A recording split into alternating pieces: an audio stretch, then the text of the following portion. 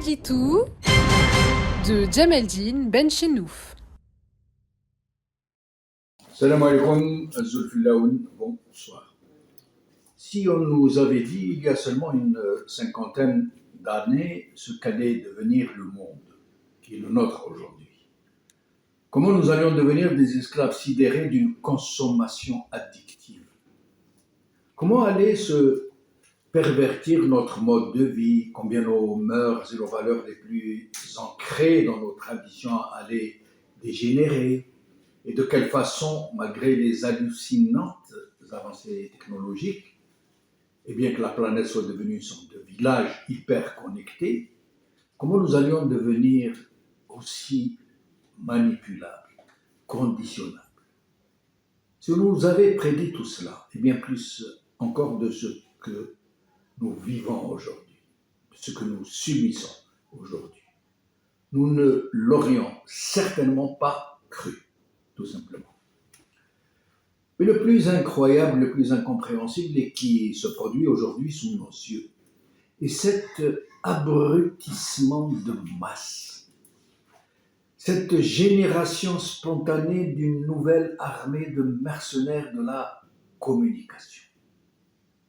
Au tout début de ce qui avait été baptisé les nouvelles autoroutes de l'information, Internet, et les premiers balbutiements des réseaux sociaux, les opinions publiques avaient découvert avec ravissement de très puissants moyens de communication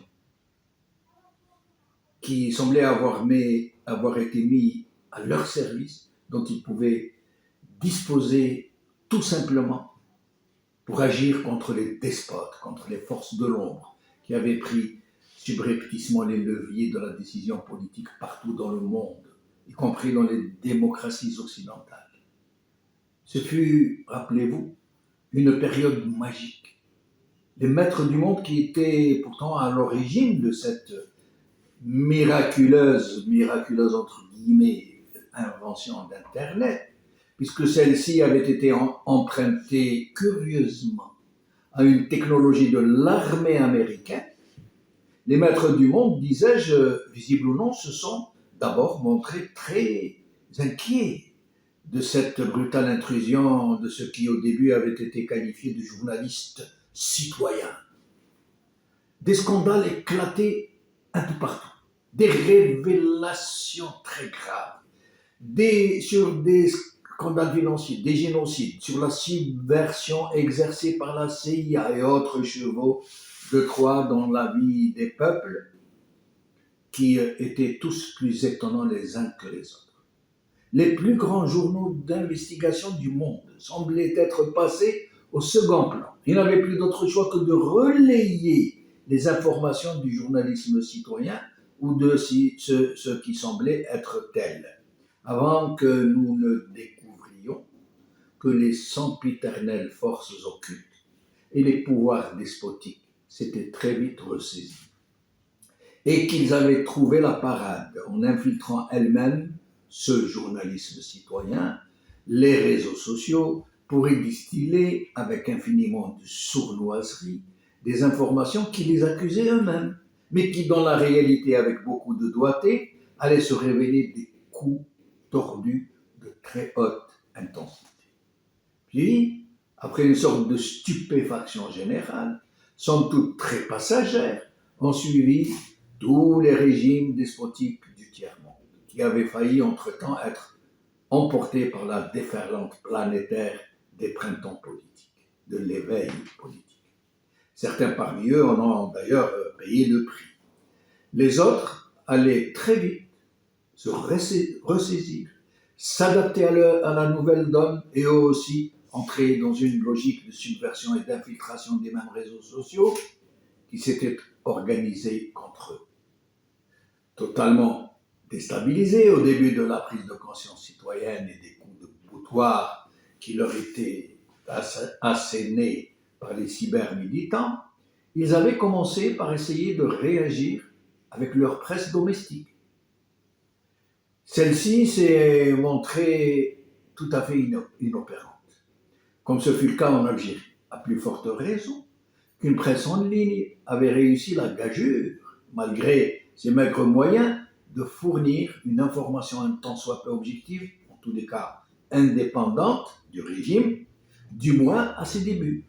Mais le régime a très vite recouru à des experts internationaux de la subversion qui avaient très vite maîtrisé les technologies les plus fines de la toile et qui figuraient désormais dans le Gotha qui figure désormais dans le Gotha de la subversion et de la contre-révolution mondiale. Et ainsi, pour se concentrer sur le régime algérien, celui-ci a usé de cette expertise de société très pointue, d'abord pour réduire la connectivité dans tout le pays, une sorte de régulation du robinet, pour ne laisser qu'une marge du goutte à goutte, au point où pour visionner une simple vidéo, il fallait patienter des heures, avec un débit réputé l'un des plus faibles du monde, malgré des installations connues pour leur tentaculaire installation. Et ensuite, d'entrer dans la subversion des réseaux, désinformation, calomnie, distillation du tout et autres méthodes éprouvées. Et c'est ainsi qu'en marchant est venu le temps d'une opération dont presque personne n'a encore parlé jusqu'à aujourd'hui.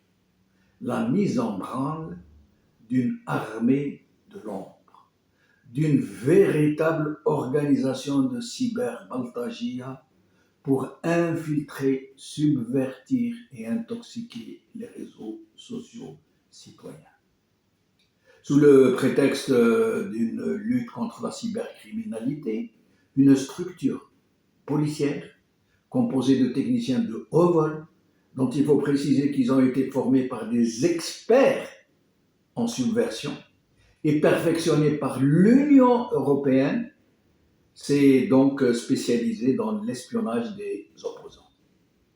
D'autres structures qui relèvent de l'armée et des services de sécurité ont été installées, dotées d'impressionnants moyens humains et matériels et mises sur les rails. Des cyberbaltagia, dont certains sont des influenceurs très connus, ont été recrutés. Il en a résulté un puissant parasitage du journalisme citoyen qui, lui, est livré à lui-même, sans moyens, sans coordination.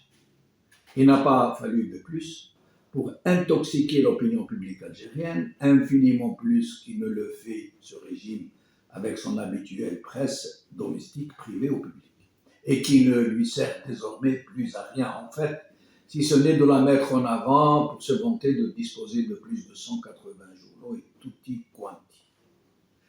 Voilà pourquoi ce régime semble jouer sur du velours et qui explique son arrogance.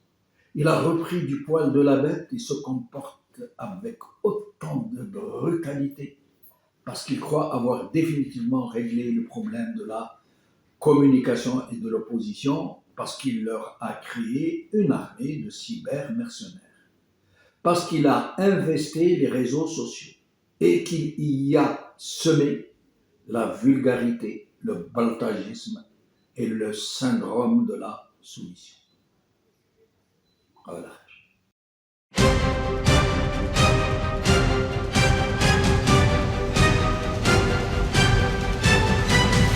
L'édito de Djemeldine Benchenouf.